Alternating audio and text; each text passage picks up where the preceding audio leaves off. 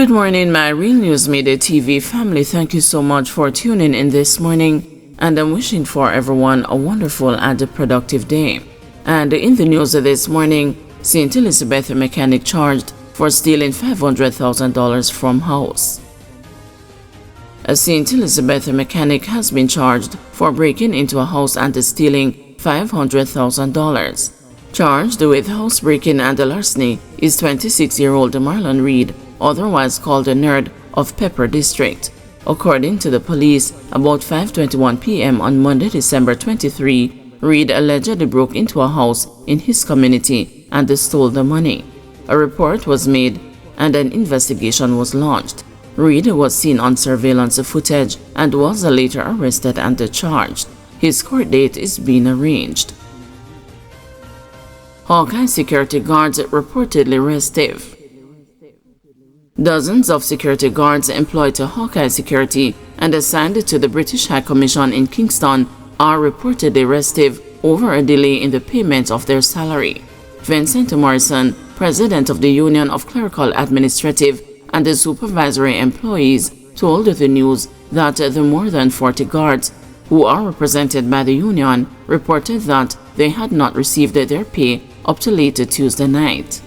Over 40 security officers employed by Hawkeye Security Company and engaged to the British High Commission in Kingston are restive. The restiveness among the security officers has arisen consequence on the failure of the management to pay the workers their salary up to 8 p.m. last night, Christmas Eve. In fact, the reports that we have got from the officers is that this is very unusual, that's for the company to wait that late to pay them their salaries. They are paid on a 2-week basis, and they are expected to be paid long before 8 p.m. last night. We have spoken to the workers, and we have indicated to them that as soon as the holiday is over, we will be raising the matter with the management. We find it's very, very concerning that you're working for the British government in Kingston, Jamaica at this time, and matters of your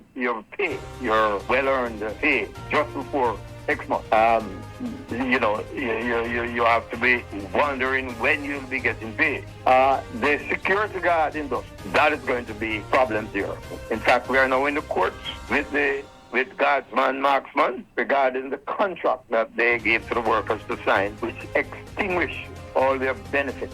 You have workers 45, 43, 25, 30 year service, and they were given a contract to sign that clearly would extinguish all of their service, extinguish all of their benefits. Those workers who refused to sign have not been able to resume work. They have not allowed us to come back to work, and we believe that is dismissal. So we're hoping that the Ministry of Labour will be activated in a certain way to dealing with these matters.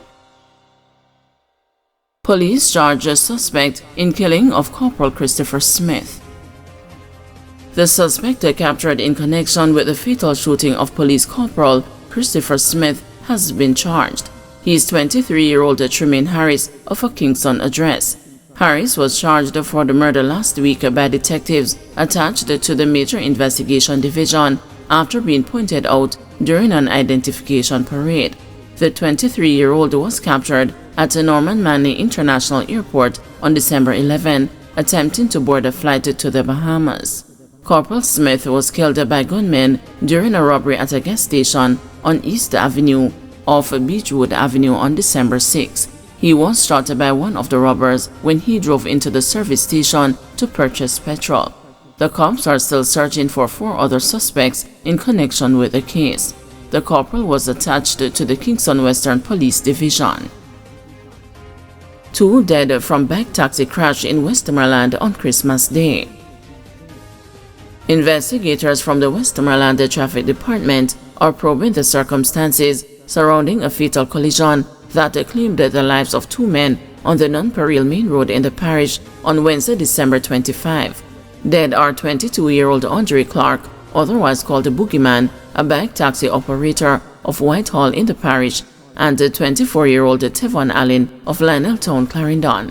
Reports from the Negril police are that about 6:30 a.m., Clark was riding a motorcycle with Allen as a pillion passenger.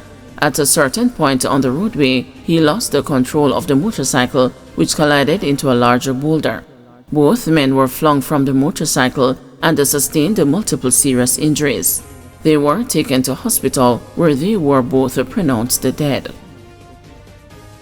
Trelawney residents expressed frustration over politicians' failure to deliver on key projects as year ends. As the year draws to a close, several residents of Trelawney are taking the nation's political and other leaders to task for failing to deliver on numerous promises. In fact, some residents believe they were deliberately misled and taken advantage of by those who once appeared to care about their needs but have since failed to follow through on their commitments.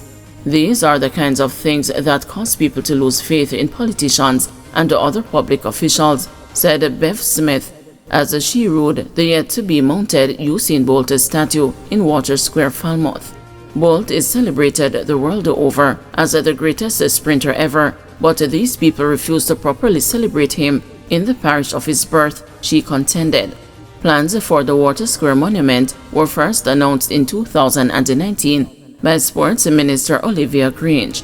She said it would have been mounted in short order. However, despite preparatory work, which included the Jamaica Defensive Force creating a base for the statue, nothing else has happened, much to the chagrin of the residents of the parish. Another unfulfilled promise involves Prime Minister Andrew Holness's pledge to build 720 housing units on former sugar lands at Parnassus on the outskirts of Clarkstown as part of efforts to revitalize the town. However, residents claim that since the announcement, not even a spoonful of sand has been dropped in the area. Just a stone's throw away from here, there is a place named Parnassus. The government of Jamaica, through the Housing Agency of Jamaica, will be building 720 new housing solutions. We will be breaking ground for that this year, in fact, in another couple of months. When those are built, you are going to have an influx of new people coming into the area, in addition to the people who live in the area who will get some of those houses, Holness said in February as he campaigned for the local government elections. They are also voicing dissatisfaction with the government's failure to repair the road between Clarkstown and the Duncans, which has become a series of ditches, making it a hazardous route for motorists and pedestrians. In Falmouth, Mayor Colin Gager is facing criticism for not repairing the historic Albert Georgia Market in Water Square and for not fulfilling his promise to implement a cashless system at the municipal market, a move that was expected to boost the town's income. Promise is to reopen the Wakefield Post Office and the Wakefield Market, which were made by local government minister Desmond McKenzie, and Tova Hamilton, the member of parliament for Trelawney Northern, are also drawing frustration from some residents. The post office, which served Wakefield, Drumilly, Unity, Bunkers Hill, Friendship, Deeside, and Hampden, was closed in 2021 due to the deteriorated state of its building. During a tour in October 2023, Mackenzie and Hamilton said they would be moving to retrofit an unused market building in their community to house a new post office, adding that a container would be brought in to provide indoor space for the post office on the advice of the Postal Corporation of Jamaica. In Ulster Spring, anger is mounting over the failure to construct a $42 million fire station, which has been promised since 2017. In July 2021, Mackenzie said the ground would be broken for the construction of the fire station within a month. Although ground was broken and the site was prepared in 2022, it remains abandoned and overgrown. Similarly, more than 1,000 residents of Spicy Hill who were promised piped water through a $34 million water project are heading into the new year disheartened by the unaddressed situation they were led to believe would soon be resolved. Guys, thanks for watching. Please join us this afternoon at 2 p.m. for another news update.